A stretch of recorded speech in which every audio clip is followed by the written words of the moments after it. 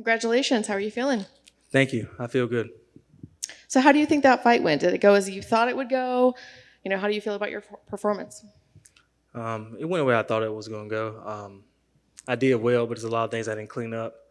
I came in with confidence and determined.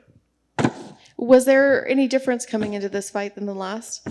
Yes. My mindset, just seeing a sports psychologist and worried about the cameras and stuff, made me hold back on a lot of things I usually would do. So worried about being a highlight reel and all the stuff. Just the media. I've been fighting a lot of shows, and now I'm in the UFC. It was a lot, but now I didn't even worry about it. I was comfortable in there. I was comfortable, and you'll see more out of me now. I'm comfortable. I don't worry about it now. Do you feel like more fighters need to go that route where working on their mindset as much as their physical body? Nah, if they don't worry about it, I mean, it's not everybody. It was just me. It might be a few others.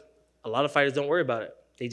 They like it. Like Connor and Izzy, they like to be in the center of attention. Me, it kind of bothered me being on small shows, coming from a very small town, Duplin County. I'm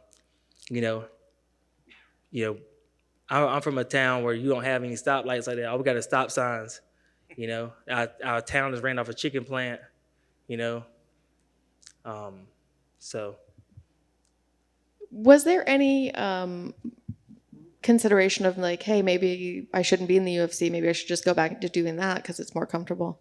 No, ma'am. I've always wanted to be in the UFC. I've always wanted to do this. Fighting is what I like to do. I just had to get past a mental block.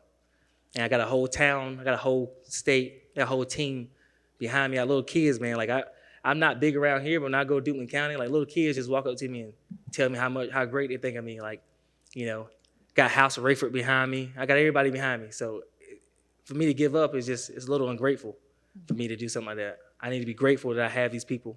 And I want to inspire the other ones to do more, to get out of that small town we're in, do something big. I'm the only one to do something big. I want everybody to do something big. So I feel like I'm a leader, and I'm going to keep pushing no matter what. Was there anything about your opponent that surprised you? Yeah, man, I can't believe he fucking took me down. I was not expecting a takedown. I kind of slipped on the takedown defense. I was like, he's trying to take me down. I thought he was a striker, I'm the wrestler, so being taken down was a big shot to my ego, It's all good. How soon do you want to get back in there? It doesn't look like you took much damage. Whatever. My coach tell me I should go back. First, I'm going to go see my daughter. That's the biggest thing in my mind right now. I'm here. I'm glad to be here. I'm grateful to be here to talk to you guys, but my mind ain't even here. My mind is on calling my daughter and just seeing her little face, just knowing that she's going to have a good Christmas. Like that's what's important to me. I have a 3-year-old that looks just like me. What if she wants to fight someday? Will you let her? I don't want her to, but if that's what she wants to do, I'm going to be behind her no matter what. She's bilingual. She speaks Spanish and English. So her mom's a school teacher, so I hope she goes behind the desk route. But if she wants to be an athlete, I'll do it. If she wants to play soccer, I'll learn soccer, and I'll be there trying to teach that. But I hope she uses her brain. Thank you. Does she understand what Dad does for a living? No, she doesn't. What does she think you do when you come back with bruises? She doesn't. She just talks to me. She don't think she really puts the 2 and 2 like I'm her dad. She doesn't see me often, so I don't think she really understands like who I really am. Like she knows, like when she sees me, she's like happy, but I don't think she really gets like you come from me, But we talk all the time, and she's like I said, she goes back and forth between Spanish and English, so she's speaking Spanglish. Yeah. So I'm trying to like understand what she's saying. I don't speak any of it. So I'm like, that's awesome. You mentioned coming from a small town. So when you go back home and you're walking around the streets, how often do you get stopped by people saying, "Hey, are you that fighter?" All the time, man. And I love it, man. I love it when they do that because I'm always nice to people. Whether they're good people or bad people. I just try to be nice to everybody, and they come up and stop me and say, drug addicts walk up to me and say, "Hey, man, they chewing their teeth. Hey, man, you JP Pickett?" Yeah, man. I sit there and give them a little bit of time. I talk to everybody. I love being where I'm from, and I know House of Rayford is doing a big party for me. So we're gonna go and hang out with them. Cal, owner of House of Rayford, he's excited about it, doing a big party for the whole town, and let everybody eat for free, and I'm gonna sign some stuff and just hang out. That's awesome. I'm sure it's great to have that feel of the community behind you. But even coming into this, you talk about the mental side of things. were you feeling some extra pressure on your shoulders coming in with a couple losses from the past ones? Or are you the kind that you can you just shuck that off and that's in the past and that doesn't affect you?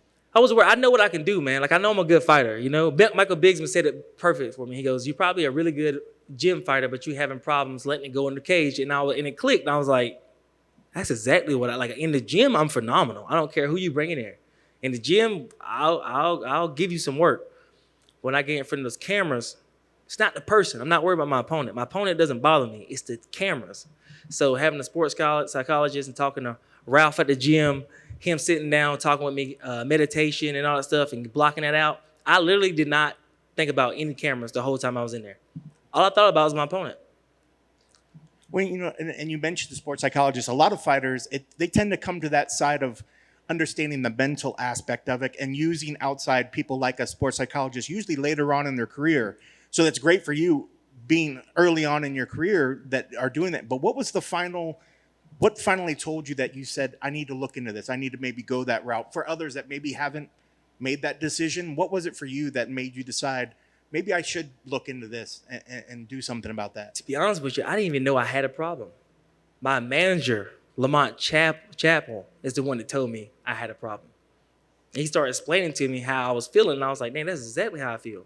It's the pressure of the camera, knowing that all my family is watching, everybody all those kids that look up to me so much, they're watching. If I get knocked out, it's gonna be hard to show my face in town. Like, you know, to me, I mean, they still love me regardless, but that's what was bothering me. Sure. Like, I'm not worried about my opponent. I'm not worried about getting hurt. I'm not worried about taking a blow. I'll throw back, as you saw. But my manager's the one that was saying sports psychology. Actually, it was my coach, David Mejia, and Lamont Chappell. Them two came to the conclusion that I need a psychologist. So I found one at my gym. So do you feel that when you went out there and you fought, and even just this fight week, did you feel lighter? Did you feel like you weren't carrying extra pressure on yourself? Nope. The mental stuff? I mean, you could move better? I was just ready to go. I had my corners with me, my head coach, Carlos Martin, who's been in my ear, teaching me different movements and just working on my basics and just explaining to me I got the moves. All I have to do is just use them. Then I got Trey, who's, you know, loudmouth, who believes a lot into me, and he's in my corner all the time in the gym, pumping me up. He knows what I need to hear. I like having him in my corner. I got, you know, Justin Saucy, who's like my best friend. Me and him hang out all the time. Just him being there helping me. He was in there weight cutting with me. You know, he ain't got to cut weight, but he was in the sauna with me, talking with me. You know, so big ups to Justin and Don Terry Woods and my coach Carlos Martin, man. That's big people in my corner right now. And last thing for me, are you the kind of guy that has a game plan for someone to go in there, or is it just you need to go out there and just to implement your game plan? Just be me. Be honest with you, I really feel if I just be me, I'm not really worried about too many people, not to be too cocky about it. I'm really good. The problem was mentally. You know, it wasn't my physical body or my skills, it's mentally. But now I'm past that. I'm not worried about it no more. I'm past that. So when you look at 2022, what sort of goals are you setting for yourself? Wins, knockouts, man. I want those $50,000 bonuses. That's what I want. Okay? I could buy my daughter a lot of baby gifts for that. You know, she's about to be 4 though, so she probably wants something different. That's awesome. Congrats on the victory. Thank you, man.